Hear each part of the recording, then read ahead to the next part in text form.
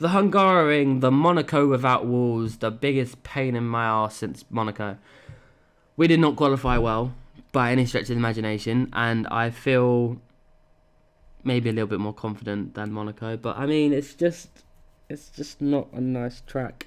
I mean, I like it on 2015 and 2016, back when I did league racing, and you know, you're comfortable around here. You learn all the little tricks on how to gain more time and what parts of the track to use to go around faster. None of that works on this game. I mean, it just, especially coming into sector 3, that right hand up, forget about it. It just doesn't comply with me. Yeah, I mean, we're going to do what we can. And P9, which is kind of an indication that I'm not going to be very good around here. On the contrary, in Austria, I did qualify P12, but we did do a pretty solid job, I'd say. But I was probably worth about P5. Only got P4 because Kimi ended up crashing into the wall, thanks to Sebastian Vettel. But we can't complain about that. We can complain about this track instead. Now, we're waiting for the lights. 5 lights. We're underway. And there's already them red arrows. That means someone's going to absolutely bomb past us. But we cover them off because we don't want to have to handle that. When I have a look into turn 1, there's not many gaps forming. But we're going to take Daniel Ricciardo, Verstappen. We're going to push Verstappen wide because, you know, it's easy to annoy him. Just push him wide, he doesn't come back. He starts moaning on the radio. We've got Daniel Ricciardo now, so the Red Bulls don't touch, which is one thing. We've got a VSC on the following lap. I'm not sure why, but we're going to take a full advantage, and we're just going to catch a sleeping Ricciardo, just completely unaware. I don't think he realised the VSC had ended because he was just miles away from the apex, and he was just going so slow. So we'll take full advantage of that. We're not going to say no. At this point, on the a few laps later, we're actually keeping up. We're keeping up with the Mercedes. We're getting DRS off Lewis Hamilton, who can't get past Bottas. So we're doing a pretty solid job. And even when we're coming into the pit lane, you can see that we're within touching distance of both of the Mercedes. So in terms of pace, we're not doing too bad. It's just I can't get a good enough exit out of the last corner with the DRS to speed down and just pass Hamilton on pure power. I just don't have that in this car.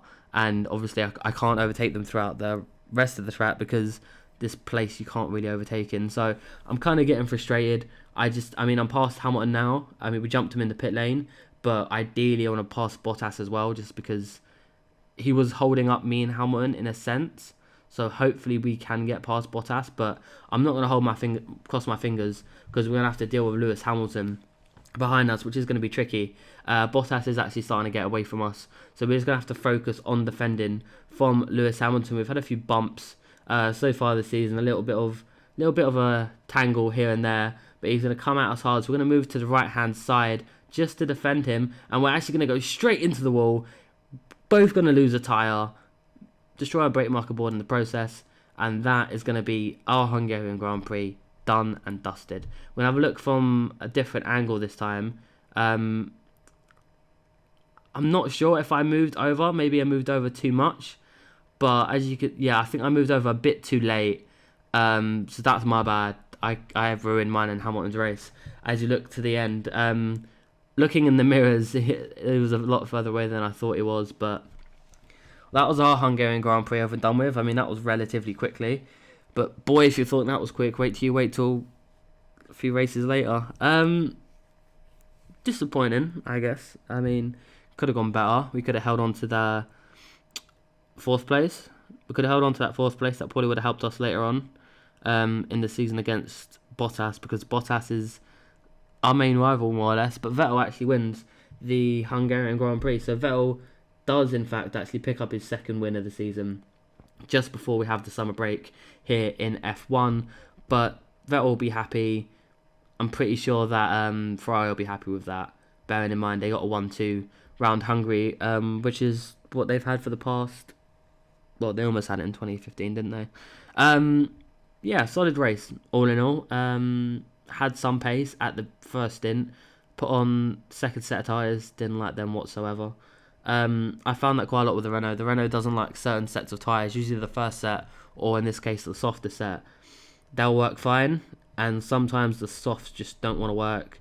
Only the Ultra and the Super Soft really seem to be the tyres that work.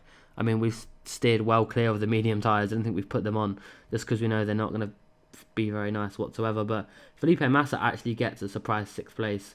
So fair play to him. Danny Kvyat actually in the points as well. So beating Carlos Sainz, I'm not too happy about that. But we are forever falling behind the championship and falling behind Valtteri Bottas.